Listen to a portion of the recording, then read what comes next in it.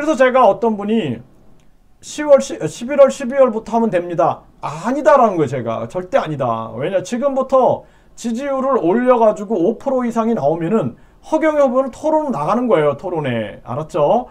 네, 허경영 지지율 상승 비법 공개 두 번째 시간입니다. 첫 번째 시간에서 제가 뭐라 그랬어요? 첫 번째 시간 영상을 여러분들이 꼭 봐주시고요. 첫 번째 시간에는 이 여론조사 심의위원회, 그러니까 중앙선거 여론조사 심의위원회가 여론조사를 할 때 대통령 후보 어떤 사람을 지지합니까? 그러면서 1번 뭐 이재명, 2번 윤석열 해갖고 이렇게 해서 허경영 후보 이름을 뺀단 말이에요.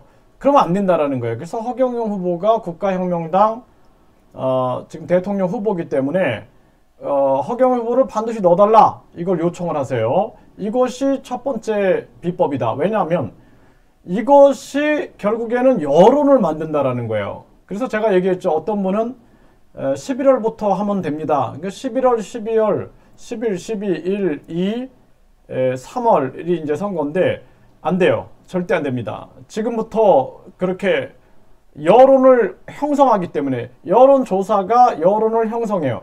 여론조사가 텔레비전에 나가고 신문에 나가기 때문에 그게 여론이 형성되기 때문에 지금부터 막아야 됩니다. 지금부터 꼭 하셔야 돼요. 그렇기 때문에 여론조사 심의위원회에 이 여론조사 그 내용을 꼭 확인해 가지고 허경영 후보 이름이 있나 없나를 꼭 확인해라. 국가혁명당 이름이 있나 없나를 확인해라. 이게 첫 번째 제가 말씀드렸죠. 네, 그래서 첫 번째 영상을 꼭 참조를 하세요. 두 번째 얘기예요. 두 번째. 지금은 두 번째 얘기인데 두 번째 시간에서 중요한 게 뭐냐 하면은, 자, 공직선거법에 보면은 누가 또 TV 토론에 나갈 수 있냐. 제가 그때 3자 토론 얘기를 계속 했죠. 그러니까 허경영 후보가 지금 3자 토론에 나갈 수 있는 방법은 뭐냐면 5인 이상의 소속 의원을 가진 정당, 5인 이상의 소속 의원을 가진 정당이 추천한 후보자예요. 그러면은 5인 이상의 소속 의원을 가진 정당, 이 정당의 추천을 받는 거예요. 이게 하나인데 두 번째. 그 다음에는 직전 선거에서 10분의 3 이상을 득표한 정당이 추천한 후보자. 그러니까 직전 선거에서 3% 이상 득표한 정당이 추천을 한 그러한 후보자면 되는 거예요. 그러니까 이것도 이제 보면은 아까 첫 번째, 두 번째는 다른 정당과의 연대적인 부분이 열려 있다, 이렇게 볼 수가 있는 거예요. 그리고 또 하나는 뭐냐면 지지율이 5% 안에 들어가면 돼요. 5%. 그럼 지금부터 제가 말씀드렸죠. 허경영 후보의 그 여론조사할 때 허경영 후보 이름을 꼭 넣어라. 국가혁명당 이름을 넣어라 그랬죠. 이것이 굉장히 중요하다. 이렇게 하면은 이제 여론조사에서 허경영 후보가 지금 1%를 넘어갔고, 전 여론조사 결과들을 보면 뭐 2.2%까지 나온 그러한 결과도 있었어요. 그래서 제가 아까 보여드렸죠. 그래서 이 여론조사들이 보면은 굉장히 놀라운 여기 보면 2.2%가 나오죠. 2.2%. 2.2%가 나오니까 어떻게 했어요? 여론조사에서 박영선, 오세훈, 그 다음에 기타 후보 이렇게 넣어버린 거예요.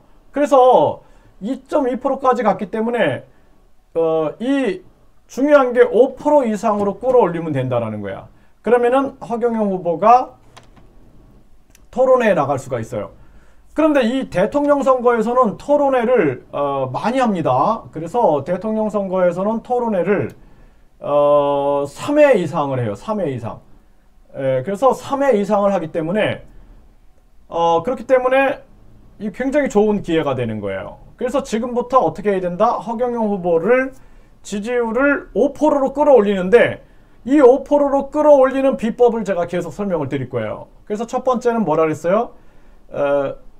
여론조사를 할 때 허경영 후보 이름을 꼭 넣을 수 있게끔 심지어는 고발 조치까지 해야 된다라고 말씀을 드렸어요. 그리고 그 여론조사 회사들, 그 주식회사, 그래서 주식회사 대표와 주주들한테 분명하게 공문을 띄워가지고 허경영 후보 이름을 넣게 해달라. 또 선관위에 공문을 띄워서 꼭 이런 여론조사 기관들이 허경영 후보 이름을 넣게 해달라. 국가혁명당 이름을 넣게 해달라.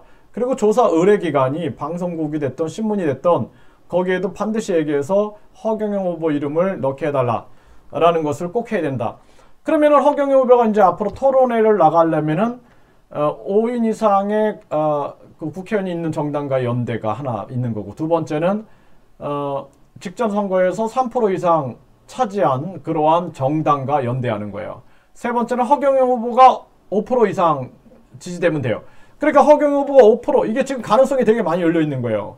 허경영 후보가 이번에 여론조사에서 2.2까지 막 나왔고, 실질적으로 그 넘사벽이라는 1%를 넘었기 때문에 지금 이 언론에서 뭐라고 나오냐면, 여기 지금 방송이에요. 이게 지금 이분 아시죠? 앵커 유명한 분이시죠? 이분이 지금 이 방송에 지금 바로 나왔어요. 나와서 뭐라고 했냐면은 진짜 이 허경영 후보가 3위를 차지했다. 예?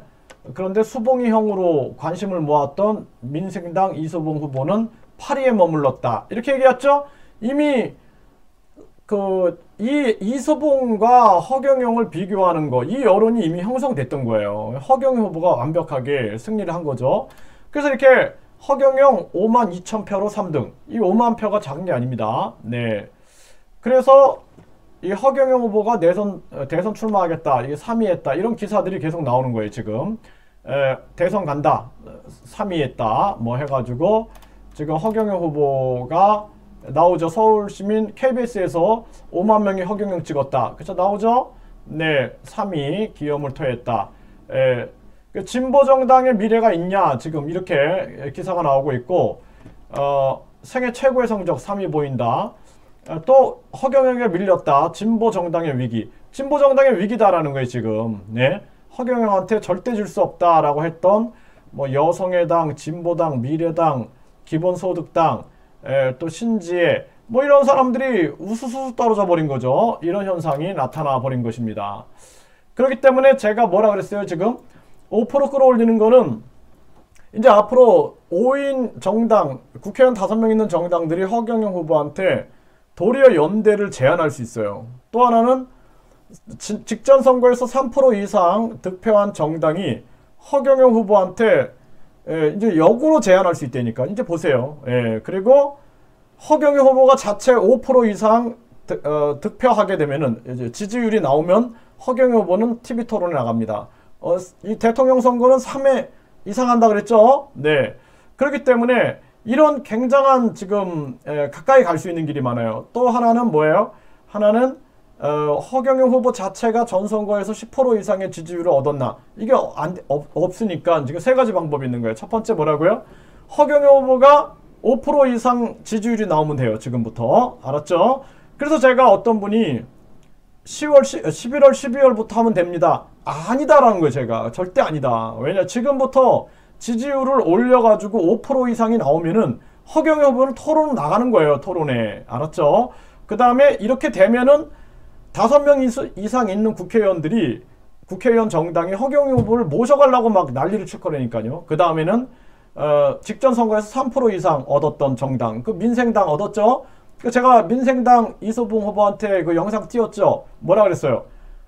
두 분이 단일화해서 허경영 후보가 지지율이 높으니까 양보하라고 내가 얘기했잖아요. 그러면은 이수봉 후보가 3자 토론 나갔는데도 8위 했잖아, 지금. 그쵸? 내 얘기 들었으면은 이수봉 후보가 아마 그 당시 영웅이 될 수도 있어요. 근데 이제 다음 대통령 선거에 또 이게 재현되는 거야. 이게 얼마 안 남았어요, 대통령 선거가. 그렇기 때문에 우리는 지금 세 가지 방법이 있다 그랬어요. 그쵸? 이 세 가지 방법을 가지고 이제 우리가 전략을 짜내는 것이 굉장히 중요하다. 그리고 허경영 후보의 지지율을 5%까지 끌어올릴 수 있는 비법을 이제 계속 제가 공개를 해드리겠습니다. 알았죠? 감사합니다.